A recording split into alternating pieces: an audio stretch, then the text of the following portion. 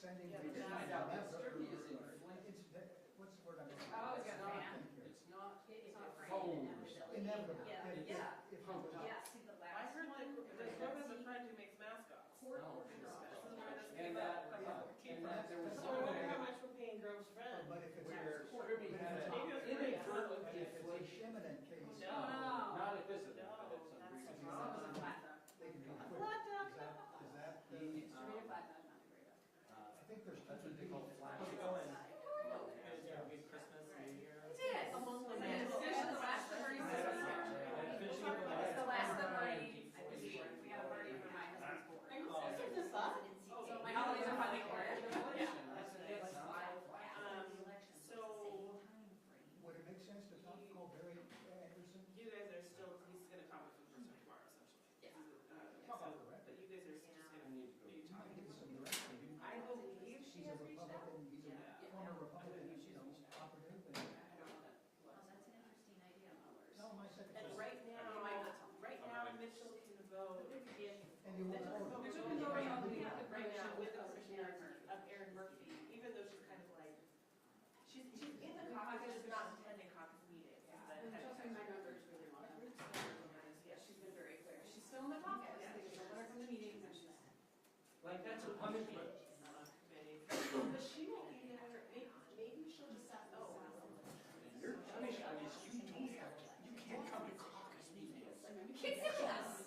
Like being So, but she has a motion hearing on the first day, so maybe her turn over without her, maybe she has to go, I don't know. I don't know if she's, yeah, I have no idea. Yeah, maybe it's Well, maybe, yeah, maybe it's one of But the. the trials are starting on the 27th, I think, so 2 Mondays after session.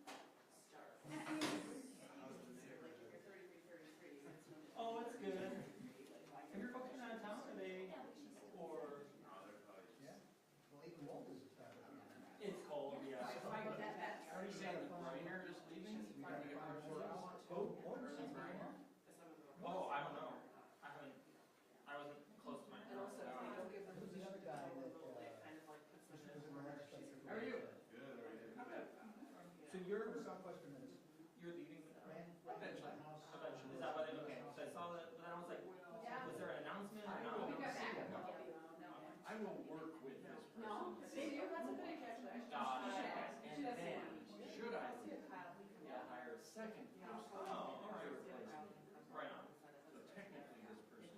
Well, and we can have, Yeah. we can have. Exactly. So you look at firemen?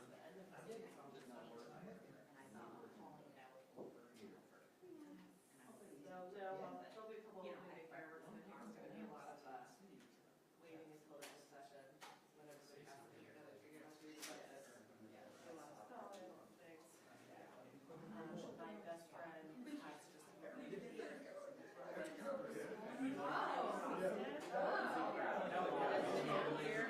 Yes, this is a different level. It's like it has a wine bar, coffee shop.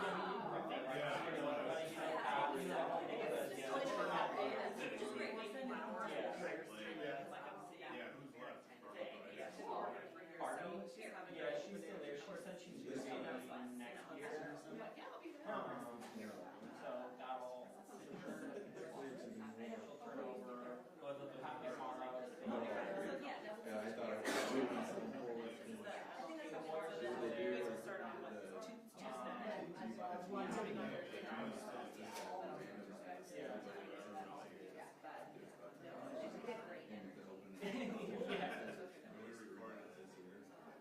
Oh, this is the neighborhood? No. Got it. I didn't know. Yeah. Oh, you recorded it. Yeah. Whatever story was Yeah, on I'm trying to that think. weekend. Yeah. Or Which case. weekend? Chris Beckman is still there. You mean yesterday? He's been there a while, right? Well, It no. broke over the weekend. Did you get to work with Kevin Dusher? Not yesterday. Yeah. When did, oh, so you didn't work? I worked for the weekend. Were they in our I worked with him last Saturday. Well, how about you? No, this guy named. Go Why back. are you asking? Yeah, 10, then I thought, I didn't know if it was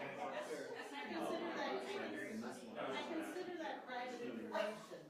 You're very secretive. Where's your transparency? Kevin still thinks Oh, he had yeah, a let's- third. Luckily that came in third, but. And then there was this, I mean, that was like, that's the By the way, I want to be able to publicly so land. you gave her. I knew you were gonna way more They're not gonna say it about that. She's so much. She's actually really So, What does that mean? Oh, she just isn't. I think he did, and then she was and then the first bit, there were Oh, yeah, I know. four Okay. signatures. Apparently they want to know why. Did you hear about the guy that I know? And that's what they did.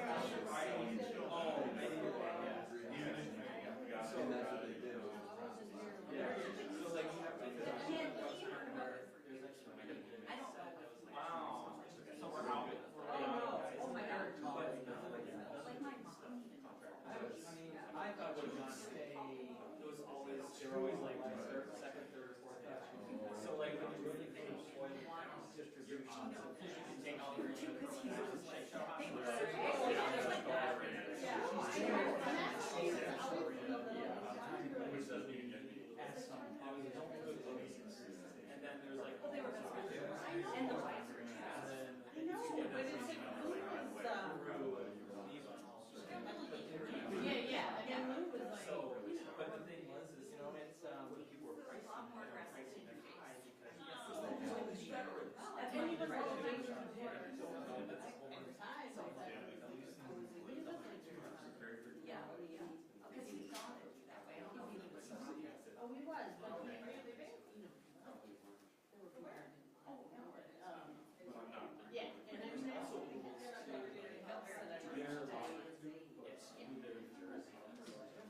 so like, these are prospects.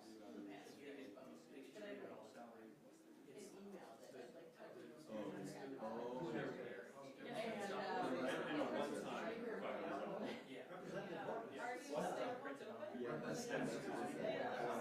Yeah, they just forgot. They forgot to vote. Yeah. That's a tricky one. Yeah, I'll probably do that. That's what I remember saying to me, like, well, you know, if you get. Oh, I'm already keeping it. Yeah. Well, I just. Yeah. Oh, yeah. So she talks to me. I think when they need you to like, call, they call her. Well, she's not. She just had eye surgery this year. Yeah, twins. Yeah, great, yeah. Whenever they play, I always think about that. Yeah. If they're the Senators versus the Senators, and the Twins still have their 1924 World Series. Yeah. Look at the, if you look at target So, field. yeah, it's weird how that happened, where 61 the Twins became all the Senators. Right. But he was like, oh, we want to do an expansion. Right. And then we're like, Washington's a good market. And you know, the Nationals are in trouble. They think they're in it. So I don't know why. Yeah, DC is like.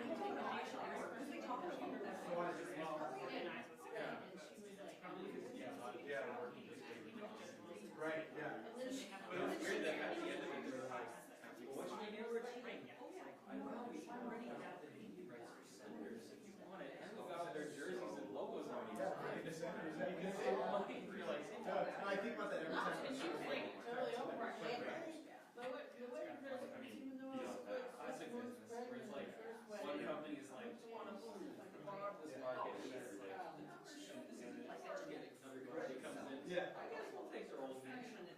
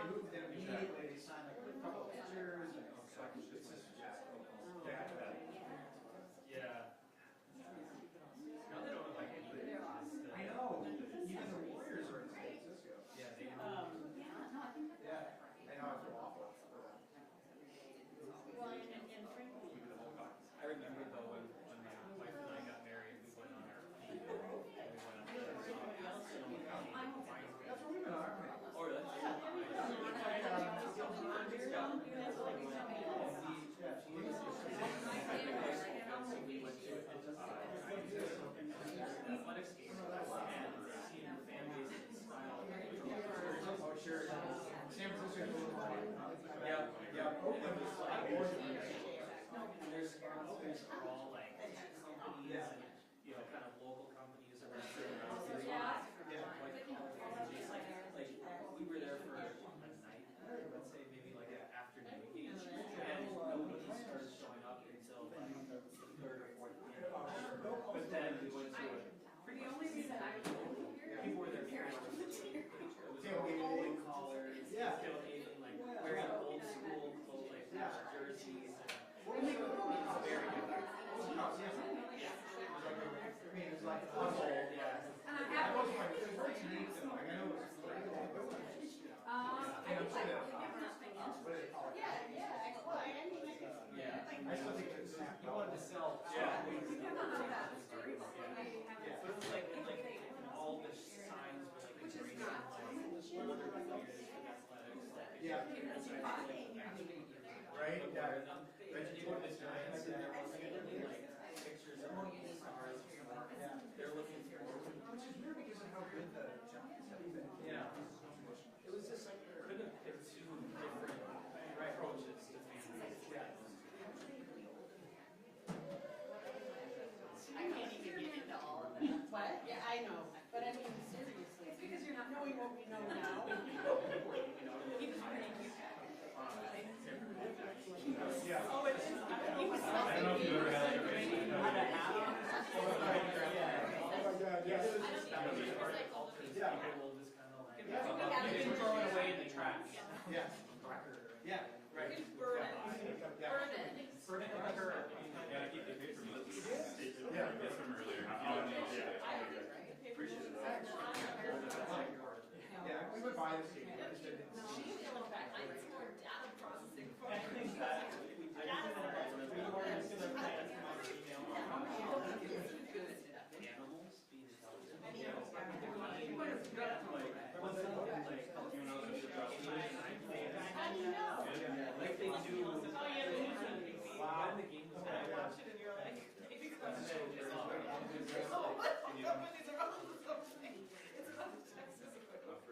And they were just like hanging out on the edges. And then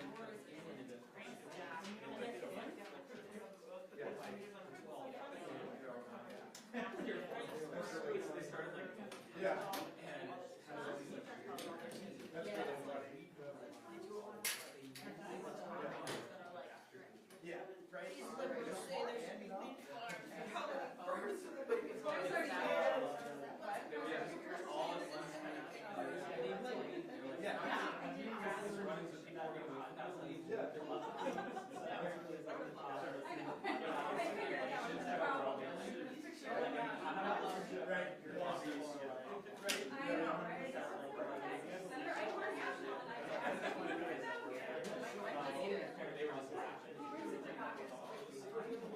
Yeah, exactly. Yeah. No, it's usually just Yeah. he does have a seat.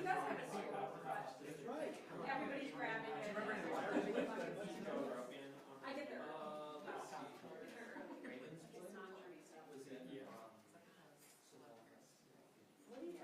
Oh, I remember seeing that. I did not mean to go there. Yeah, that was a kind of like a castle. Oh my goodness, I came home and said. Yeah. She's the biggest fan of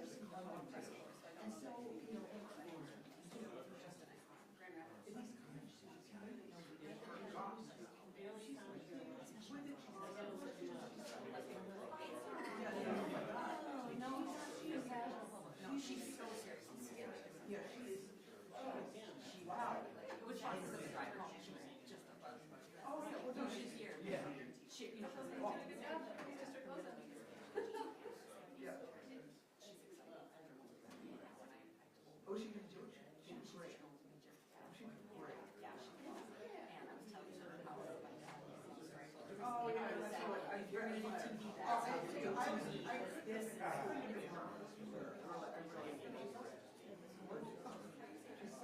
Looks like my husband.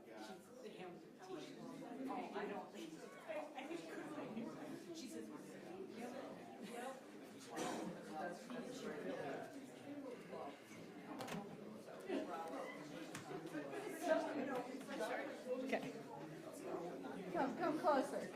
sir.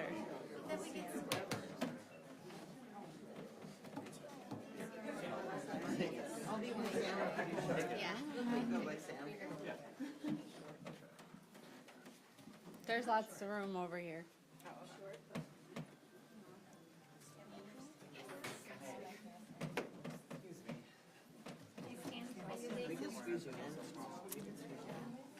Okay, well, winter break is over. Welcome back to the Capitol in 2025. The Minnesota House DFL is here just to be absolutely clear that we will do what it takes to preserve the will of the voters in the Minnesota House of Representatives. In this last election, Minnesotans voted for equal numbers of Democratic and Republican state representatives. Honoring the will of the voters means governing together under power sharing. Minnesotans want Republicans and Democrats to honor the will of the voters. And we would like to get to work right away on a bipartisan basis to tackle the challenges that Minnesotans elected us to address. We have no interest in spending January locked into a partisan gridlock with House Republicans in warfare over what constitutes a majority, when that's pretty clear in Minnesota law. We don't intend to let the Republicans pretend, though, that 67 members is a majority. It is not. What the Republicans are engaged in is an illegitimate power grab, and we're not going to stand by and just let them do it.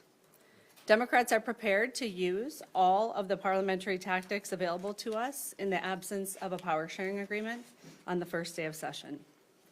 The Minnesota Constitution, Article 4, Section 13 states, a majority of each house constitutes a quorum to transact business. And Minnesota law at Minnesota Statutes 2.021 provides that the Minnesota House is comprised of 134 members. A quorum is 68 members. A majority is 68 members. Neither caucus has a majority. We have to work together to get things done. And we would like to do that starting on the first day. With that, I'll turn it over to Floor Leader Jamie Long.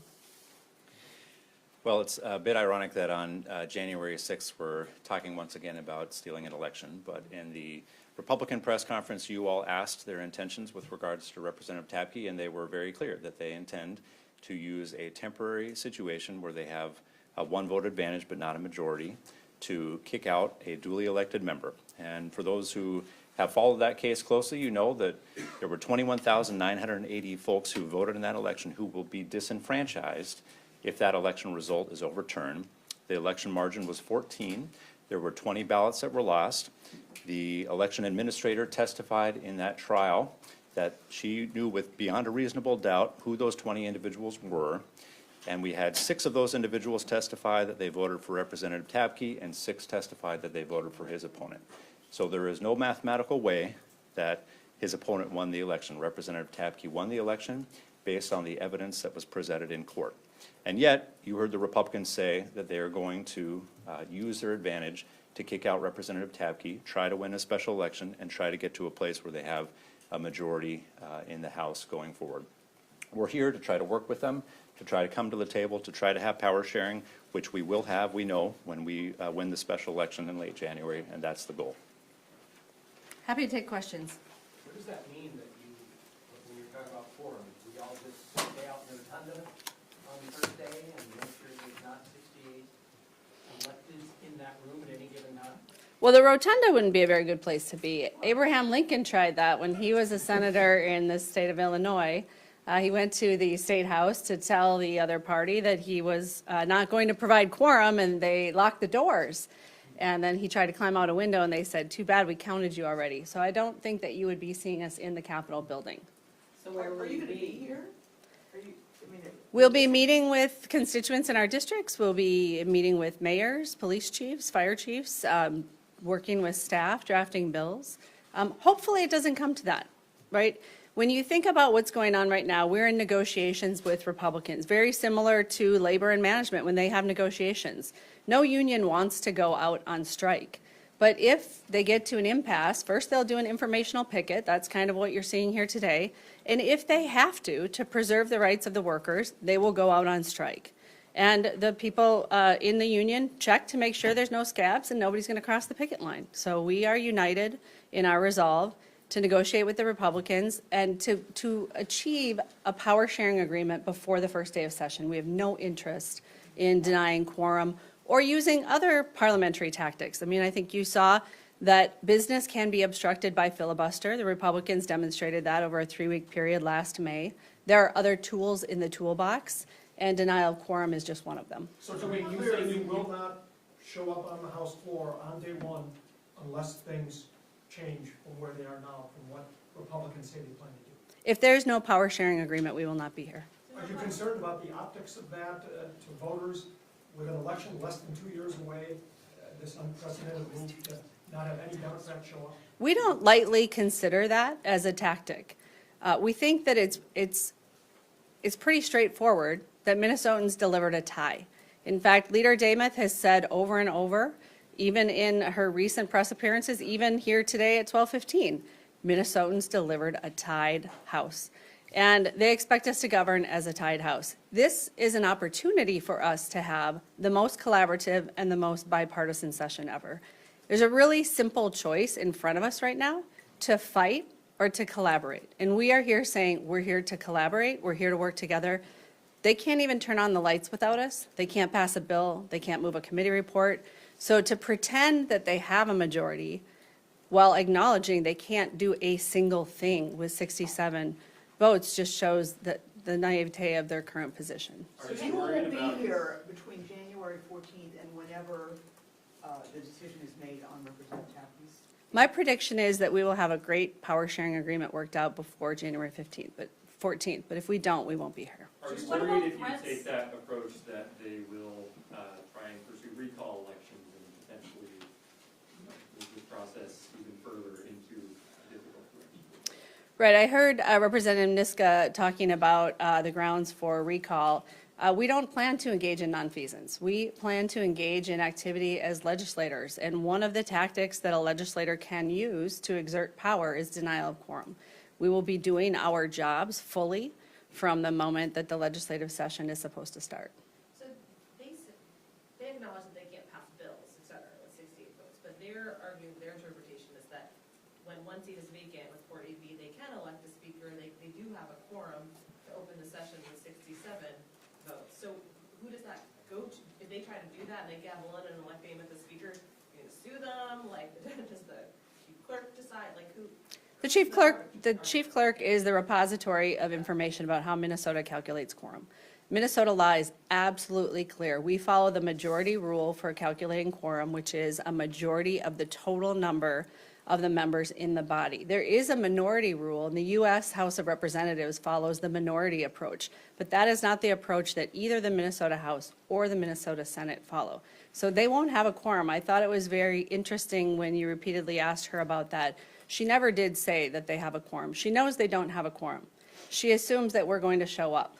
We're not going to show up and have them illegitimately seize power. Have you talked to the Secretary of State? Because I believe constitutionally he has to convene the chamber. Would you urge him not to?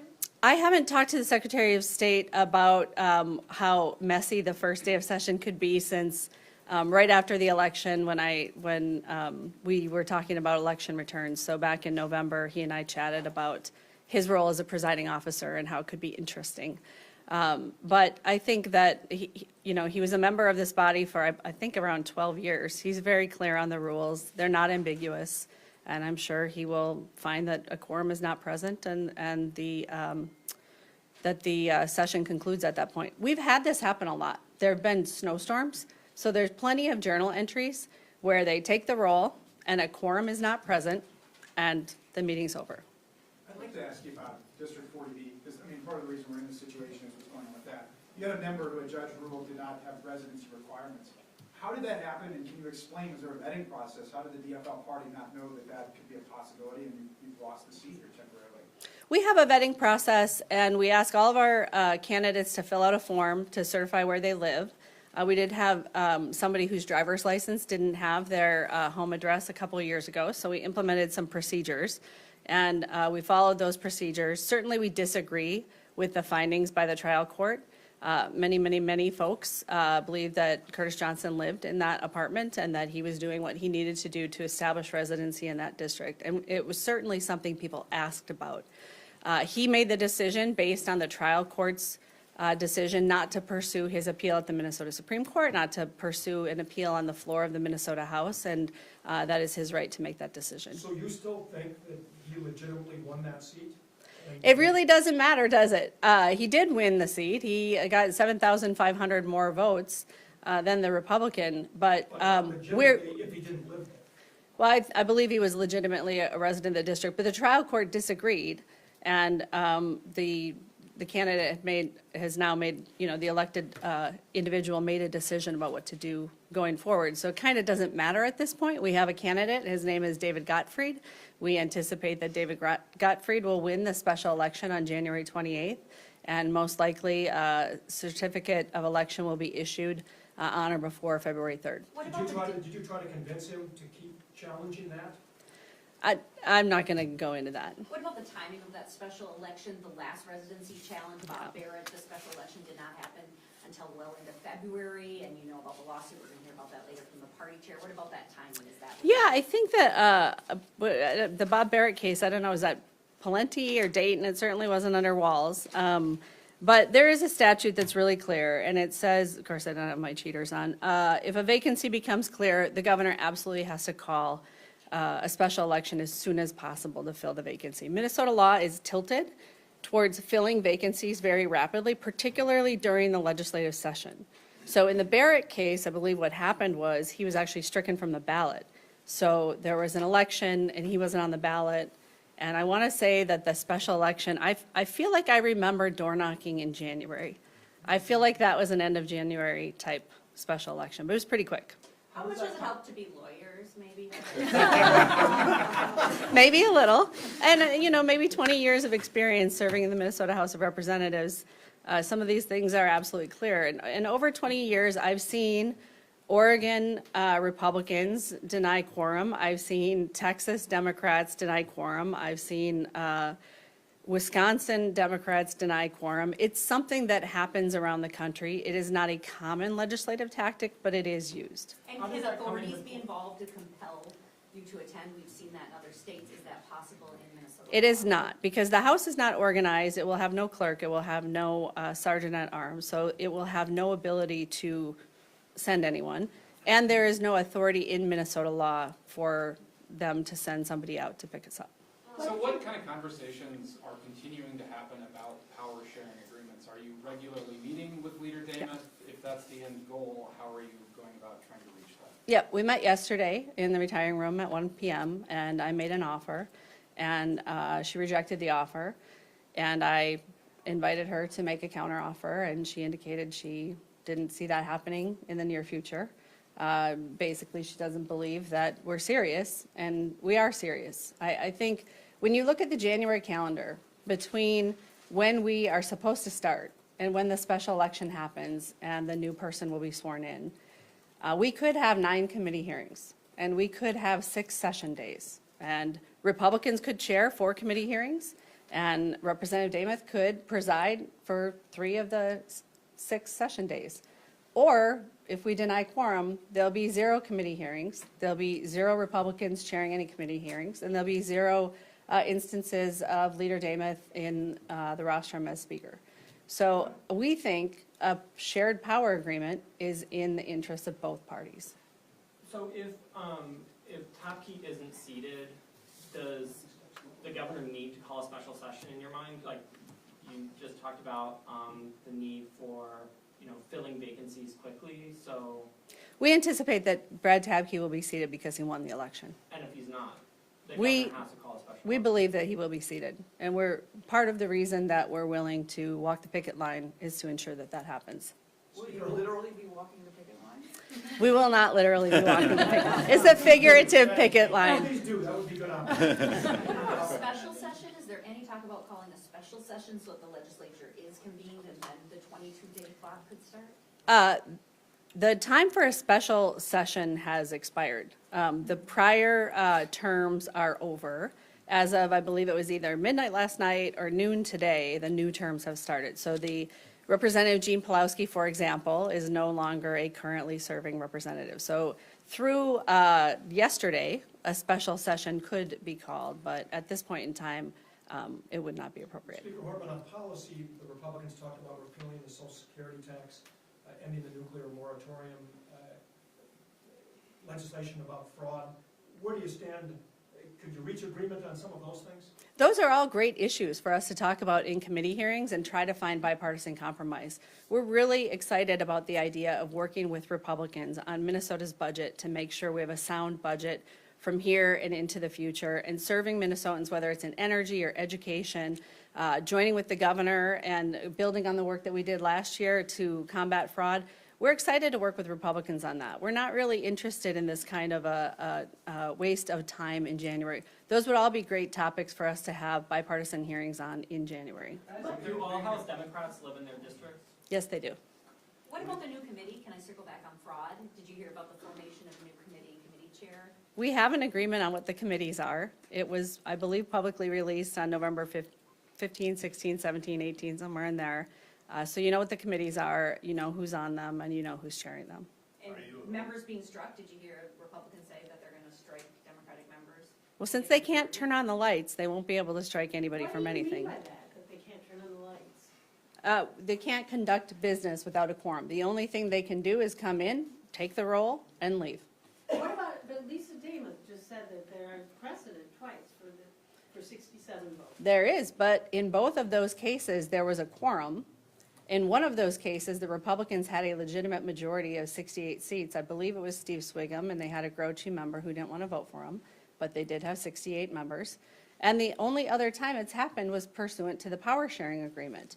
In 1979, on the first day of the power sharing agreement, the Democrats were also down one seat. They had a member who had a heart attack.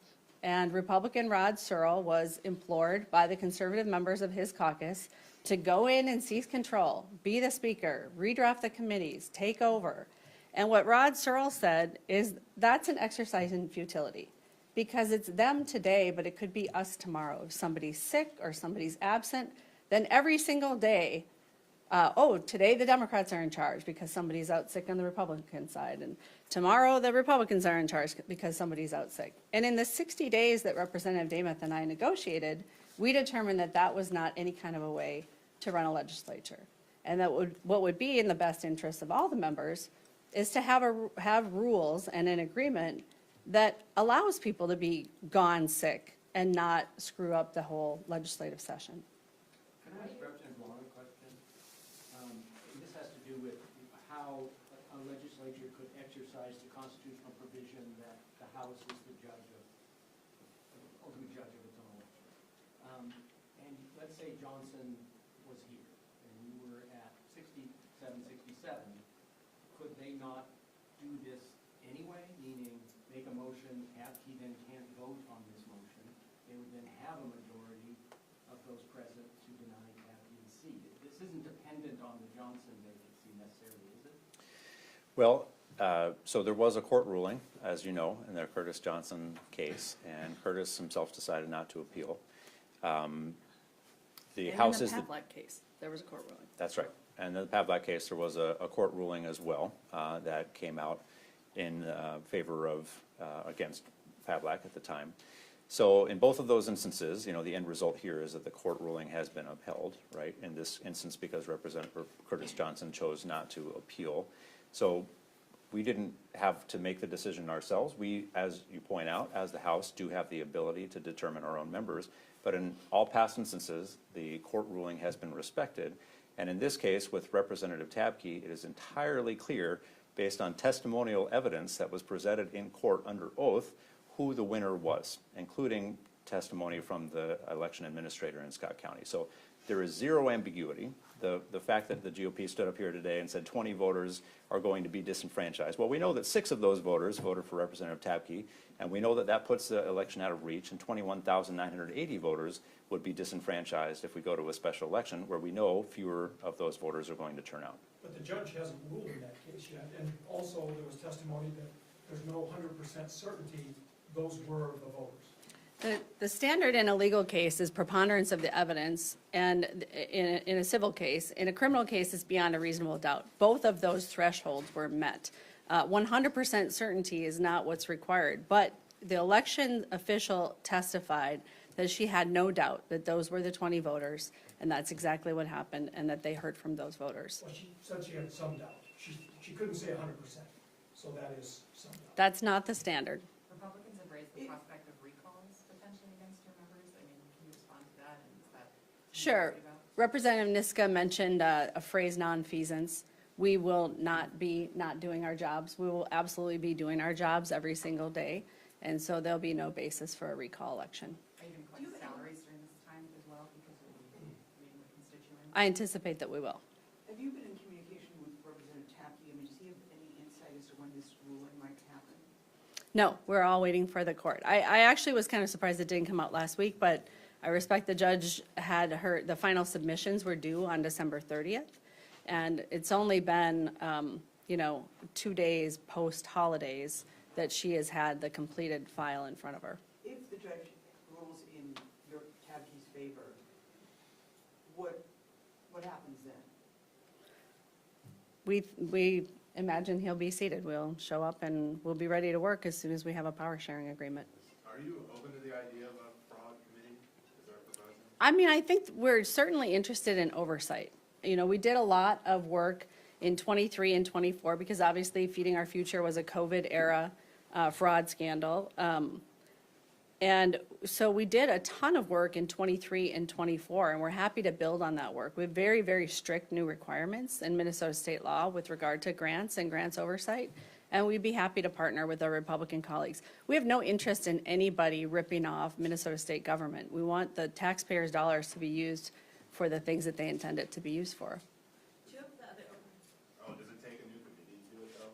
It doesn't. I mean, and really, it doesn't actually make sense to put it in one committee because the Education Committee should be looking at the education programs, the Health and Human Services Committee should be looking at the Health and Human Services spending, the Public Safety Committee should look at the public safety spending, and those folks would be more expert in what's going on in those agencies. Two of the other priorities David's mentioned were, I guess, updating the DREAM Act to carve out undocumented immigrants from the new college scholarship, free college program, and repealing the rest of the taxes on Social Security income. Are those things that your caucus is open to, or are those non-starters for you? They sound pretty non-starter-ish, but they are the kinds of things that a member can introduce a bill and ask for a hearing, and under the power sharing agreement, 50% of the hearings would be led by Republicans, 50% of the hearings would be led by Democrats. I'm sure that they would want to have hearings on those issues, and we could have a good discussion and see if there's any middle ground on that.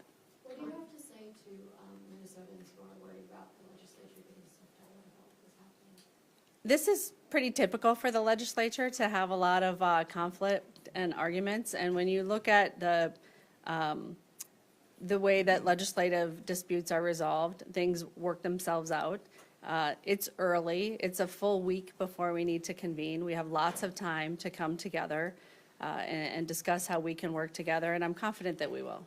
Prior to all this kind of falling apart, was there a framework for what a speakership could look like under power sharing? Yes. What was that? Absolutely shared power.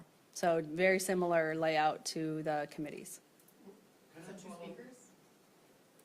Co-speakers, yeah. Could I follow that? Because you mentioned the committee chairs and how they would chair 50% of the meetings and the other one would. Would they also be able to set their agendas for that meeting, or would they need agreement from the other chair, even if they had the gavel? No, they would be able to set their agenda. They could agree with one another that they both didn't want to hear bills that the other didn't want to hear, but they could independently set their agendas if that's how they chose to do it. Their day. Right, and they could go week by week, or they could go day by day, And speakership would have also alternated? daily. I'm told we have time for one more. Is Governor Walz on board with you potentially not showing up on the first day of the session? Governor Walz is very interested in making sure that the will of the voters is recognized and respected, and I'm confident I have his full support. You talked to him, as he said he's okay with this? I talked to him a couple weeks ago when I thought it was a possibility, and he was fully supportive. So, sorry, if this is kind of stupid, don't here, but let's say it's day one, no power sharing agreement. You guys don't show up. They show up, and they say, our interpretation is 67 out of 133 is the majority, gavel, elect the speaker. Steve Simon will be the presiding officer, and he will determine whether a quorum is present or not. And if we don't go, there will not be a quorum. Can you address the temporary tie in the Senate as well? Does this just mean stalemate until after the 28th for both chambers? I think it's a golden opportunity for the four of us to work together. You know, it's topsy-turvy over there. It's a tragic situation that we find ourselves where we are. But, you know, we had, in 23 and 24, we had several months of good, bipartisan, normal legislating. We had 3 weeks that were pretty awful. But, you know, I'm confident that given we had clear Democratic majorities, we passed things that Republicans hated, but we were able to work together in a bipartisan way for the vast majority of the 23-24 session, bodes well for the fact when we're even closer in power, if we respect each other, if we respect the voters, and if we want to get the work done, if what is a successful session to each one of us is doing the work for the people of Minnesota and not fighting with each other, I'm confident we can get there. Thanks, everyone.